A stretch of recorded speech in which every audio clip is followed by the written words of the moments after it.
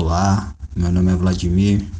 Mais uma vez convido aqui meu amigo Sarge para nos dar sequência no nosso vídeo de número 2 com o tema Justiça. Vamos falar como ela é aplicada dentro da Torá, do Taná, e como ela é usada hoje. Vamos também abordar a etimologia da palavra, como ela surgiu e como ela se encontra nas escrituras.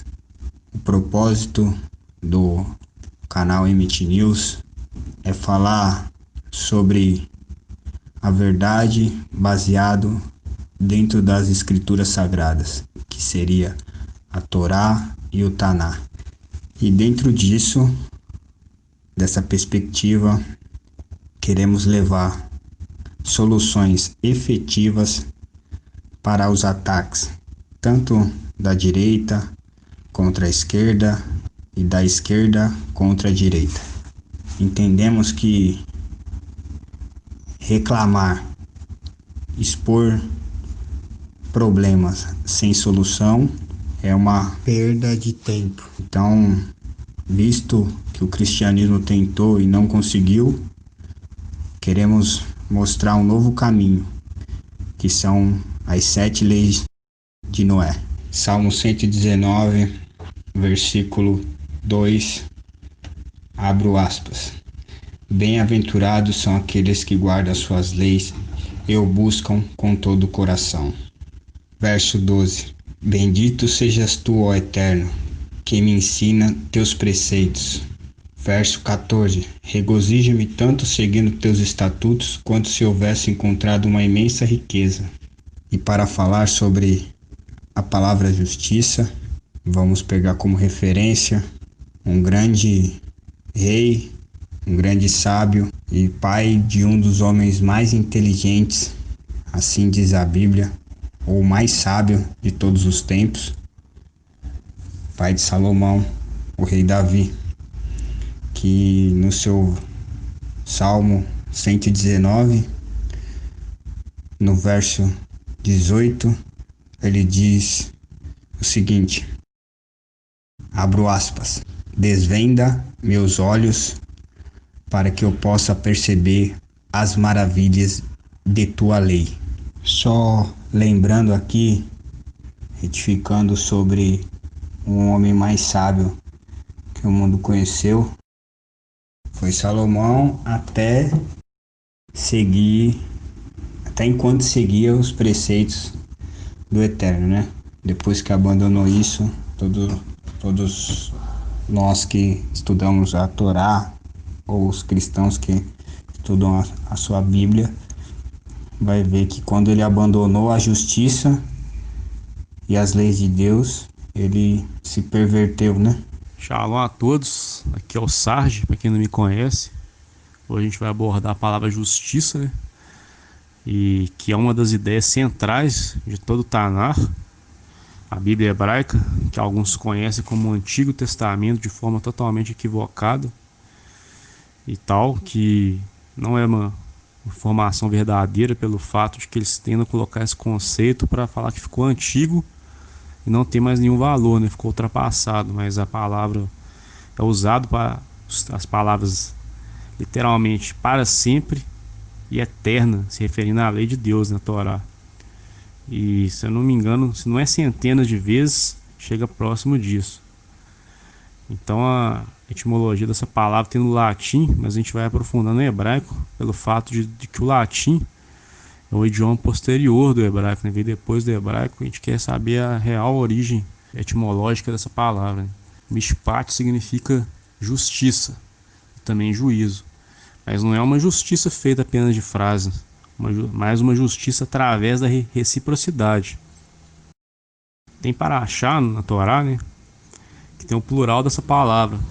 Ela é mishpatim, que surge o polêmico conceito de olho por olho, dente por dente. Esse não é um ensinamento de revanche, mas sim de equidade. Muitas pessoas acreditam que essa passagem é literal, né? Olho por olho, dente por dente, que fulano tem que arrancar o olho do outro. Não tem nada a ver com isso, não. É uma lei justa de restituição, o que a pessoa faz será feito a ela, vai ter uma consequência. E justiça é o mínimo que a gente precisa para ter uma sociedade justa. As leis que estabelecem essa sociedade justa, a gente precisa de cumprir as leis. Garante também a liberdade, porque uma sociedade caótica, ela inevitavelmente vai ter pobreza, vai ter caos, e isso é desordem, totalmente o oposto do que Deus espera de nós, né? Espera das nações. Ele deu as leis justamente para terem justiça. Só que a gente vê no mundo de hoje o contrário, infelizmente, porque não cumpre essas leis. Em Mishpatim, o errado é punido e as ofensas são corrigidas. Assim como na lei divina, quem faz o bem recebe a paga, a consequência dessa ação, né? Igual quem faz o mal. Se Deus é justo, ele sempre traz a consequência das ações. Não existe na lei de Deus habeas corpus preventivo, permissão legal para mentir, muito menos delação premiada. Todas as pessoas são iguais perante a lei e todas têm acesso a ela, no sentido de justiça, pela Torá. Deus é o nosso juiz. Por exemplo, a palavra tzedakah, que tem total conexão com justiça, ela é como se fosse, a tradução dela é justiça social, né? Ela veio da palavra tzedek, e tzedek significa justiça ou retidão, que são termos bem parecidos. A tzedakah, ela não é apenas caridade, mas justiça social. Ela é um ato de justiça. Ajudar o pobre, o necessitado, o órfão, a viúva. Se a gente fazer isso, a gente está executando justiça. Noé era um cara justo, que ganhou mérito perante o Criador. A gente vê isso em Gênesis 6 e 7, que o próprio Deus chamou ele de justo, de tzadik no hebraico, que tem diretamente conexão com tzedek, que é justiça e retidão. Era um cara justo, Noé. E por causa da justiça dele, como muitos pensam que Deus não olha as ações, pela justiça dele foi um instrumento de salvação. E talvez se não fosse por ele, pela família dele, a gente nem estaria aqui hoje. Mas muitos séculos se passaram, desde Mishpatim, né, até a edição dos atuais códigos legais. O mundo sofreu muitas transformações ao longo desse tempo.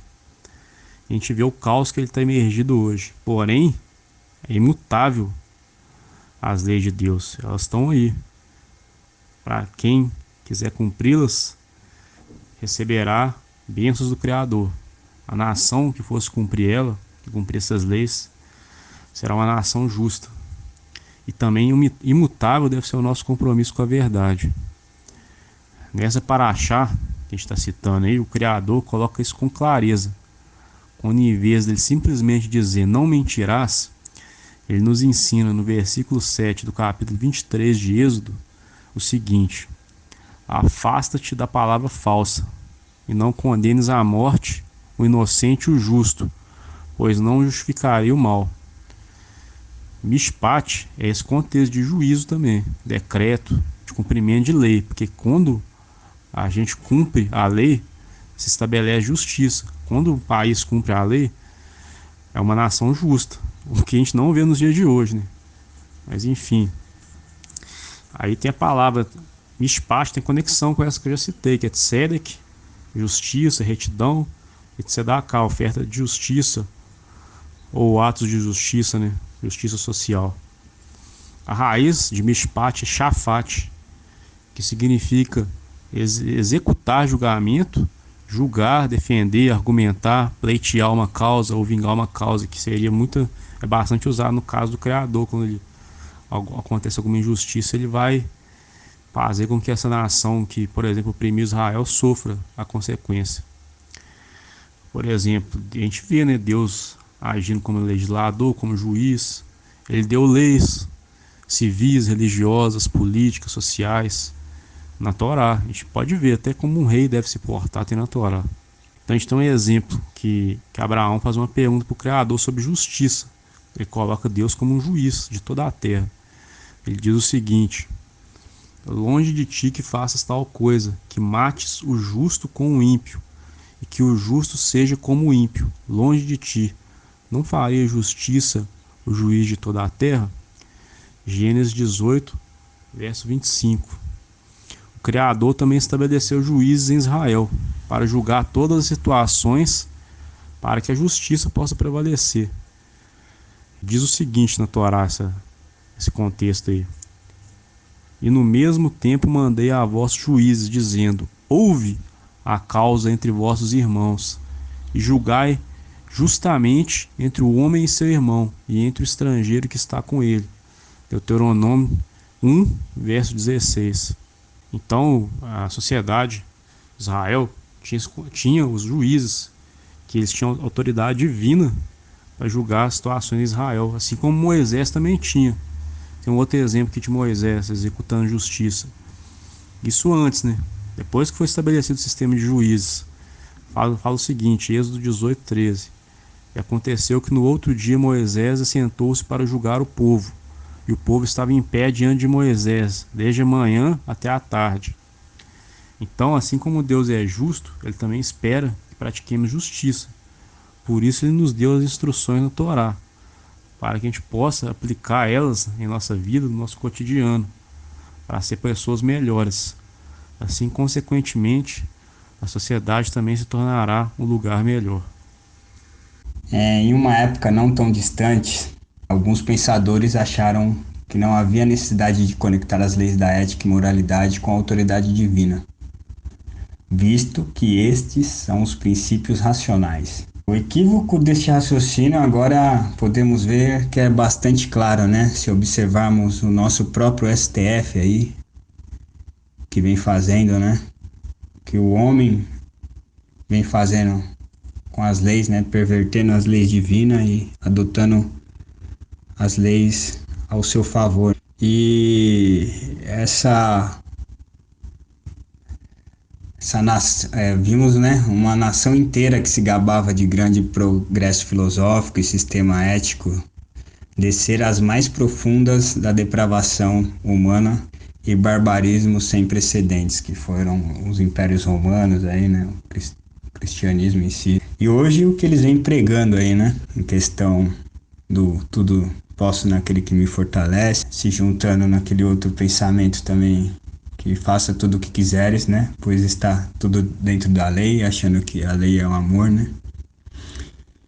E o motivo para isso foi que eles acreditavam poder estabelecer moralidade e ética baseada na razão humana, né? Sem se sujeitar à autoridade de um ser supremo, né? Tendo eles próprios se tornado uma super-raça, né? Como pensavam, né? E é o que tá claro aí, né? E o próprio, como citei aí no começo como referência, Salomão, né, e Davi, que quando deixaram de cumprir as leis e a justiça divina, né, eles também tiveram aí os seus retornos, né, a lei do retorno, né, tiveram aí a falta, né, dessa sabedoria, né. Quando você deixa de praticar os mandamentos divinos, né, o seu nível de consciência cai, né.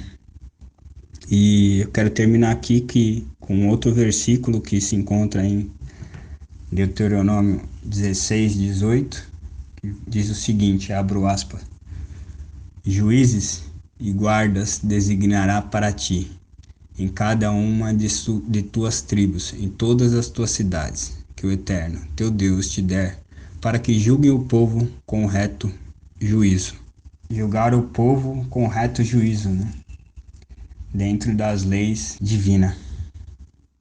Boa, Vlad. Exatamente isso, né? Igual você citou o conhecimento desse povo antigo aí. Eles se auto-exaltaram. Lembra bastante também a Torre de Babel, que o ser humano queria colocar o seu nome, né? Fazer crescer o seu nome. E uma forma de rebelião contra o Criador naquela época ali. Inclusive a primeira tentativa de nova ordem mundial, o homem tentando se emancipar de Deus e de aumentar seu ego, né? Ou seja, seu nome. Tem uma passagem de Miqueias, né? Que o profeta Miqueias passa a mensagem do Criador, fala justamente o contrário do ego elevado. Fala que a gente tem que andar humildemente com o nosso Deus, com o Eterno. Diz o seguinte, abro aspas: Ele te declarou: ó homem, o que é bom? E o que é que o Eterno pede de ti, senão que pratiques a justiça e ames a benevolência e andes humildemente com o teu Deus? Isso se encontra em Miqueias 6, verso 8. Porque todos aqueles que verdadeiramente amam, temem e servem a Deus, eles se preocupam em fazer o que agrada ao Eterno. E esse é um texto claro e amplo que nos apresenta o que o Eterno quer, o que ele anseia, o que ele deseja, o que ele realmente espera que a gente faça. O texto, em primeiro lugar, aponta que devemos praticar a justiça. Deus quer que hajamos de forma justa para com o próximo, né? Também diz isso aí, esse mesmo contexto, no Salmo 11, verso 7. O Eterno é justo e ama a justiça. Ao definir o justo, o rei Salomão afirmou em Provérbios 20, verso 7: o justo anda na sua integridade. Assim, o justo é aquele que não mente, não se aproveita, não rouba, não tira vantagem, não engana, não prejudica. Ele não tem segundas intenções nem se favorece do próximo. É aquele que pratica a justiça. Ele trata o seu próximo da mesma forma que ele quer ser tratado, ou seja, ele ama o próximo. Porque o amor ao próximo no contexto judaico, isto é, bíblico, se trata das ações. A palavra ahavá significa doar-se. E essa é uma importante exigência de Deus para todos nós, que pratiquemos justiça. Como o nosso amigo Vlad falou, não adianta o pessoal ficar... Não é errado expor esses movimentos antibíblicos, né? Esses movimentos que são contra as morais estabelecidas por Deus. A gente deve ser contra, com certeza. Mas a gente deve praticar a justiça. A justiça está nas ações. A gente só falar não adianta. Se a gente não fala, só falar, não tem mudança. A gente tem que mudar, ter uma atitude, ter um proceder. A gente tem que propor uma solução para a sociedade. Se a gente quer mudança, a gente tem que mudar a sociedade. A gente tem que fazer a sociedade abandonar esse modo de pensar dela. Ela tem que mudar suas ações. A gente deve falar assim, criticar o erro, expor o erro, para as pessoas despertarem. A gente deve também agir através das nossas atitudes. A gente passa um bom testemunho e pessoas possam ver luz na gente e querer essa luz também. E é isso que a gente tem falado, né? Para seguir esse padrão de 7 leis. E essas 7 leis têm alguns outros desdobramentos que estão na lei da Torá, né? Estão na Torá, mas os gentios, né? Os Bnei Noa, como é chamado no judaísmo, que são pessoas que são como Noé, toda a humanidade é descendente de Noé. Noé foi um homem justo perante Deus, que foi um instrumento de salvação da terra na sua época, um instrumento do Eterno. Então ele seguia algumas leis que constam na Torá, que a gente deve seguir para se estabelecer um padrão de justiça. Então, se as pessoas buscarem essa mudança de atitude, não apenas falar, mas agir, seguindo a vontade divina, a gente pode ter uma grande mudança na sociedade, uma mudança positiva, uma mudança segundo a vontade de Deus, porque Deus quer que a gente ande bem.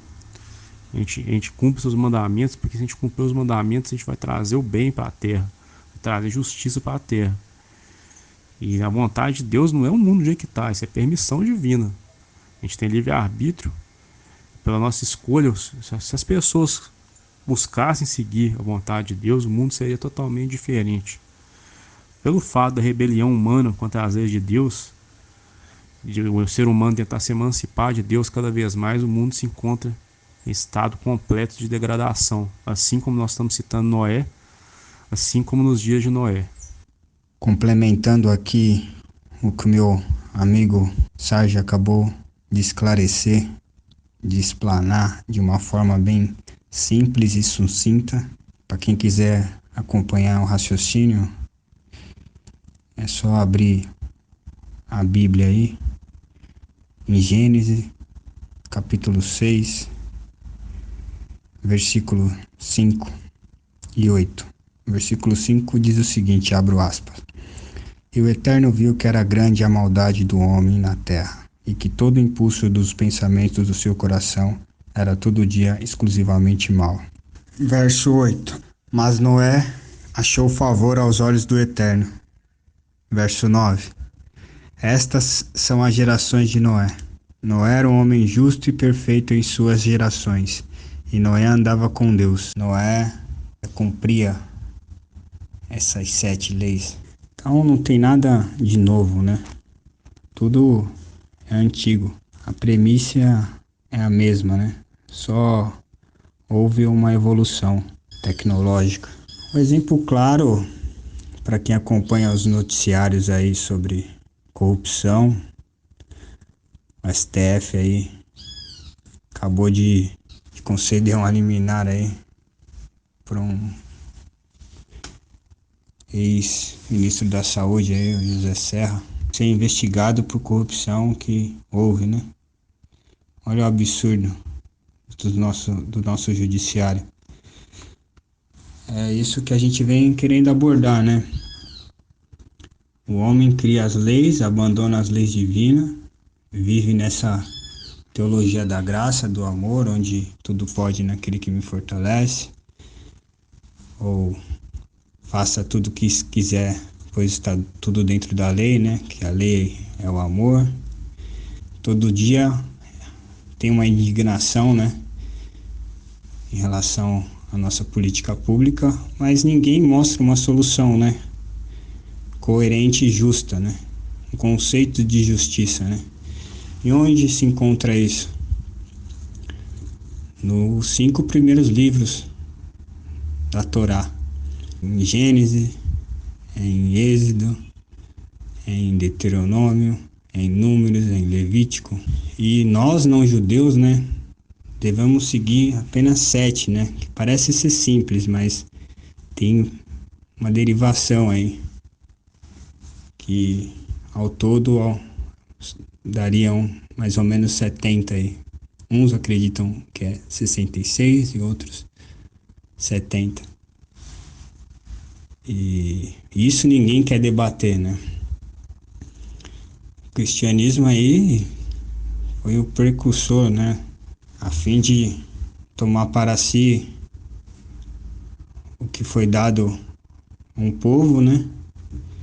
E aí criou o seu Messias, né? Criou as suas leis, seus dogmas, o seu sistema jurídico. E deixamos aqui um convite, né, em especial para o Eduardo Bolsonaro, que apagou um comentário nosso em relação a algo que ele não gostou, mas isso aí é o que a esquerda também faz, né, quando discorda, né? Então a gente fica sem saber, sem entender, né, qual é a proposta desse novo governo.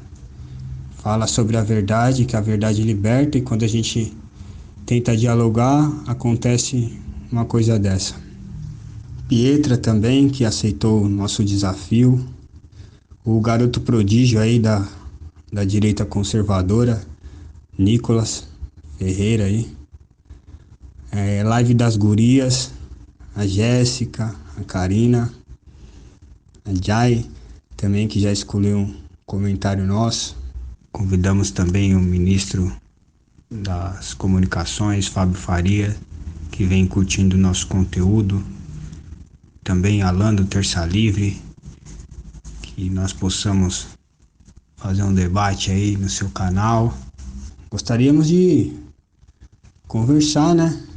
Dialogar sobre esse conteúdo, né? E tá se levantando um povo, uma legião de seguidores monoteísta das 7 leis de Noé. Então queremos deixar aqui convite para essas pessoas citadas aqui, para fazermos um debate aí, aberto, público. Convite para o Carlos Nadalim também, que é o secretário da Educação. René Venâncio também, policial federal negro aí, gente boa, tá sempre dialogando comigo. E para quem mais aí, a ministra Damares também, Magno Malta, Silas Malafaia, todos esses conhecedores da palavra aí, a gente quer debater, né? Quer explicar também o nosso ponto de vista. Uma boa noite a todos aí, bom dia, boa tarde para quem tá ouvindo, e é isso.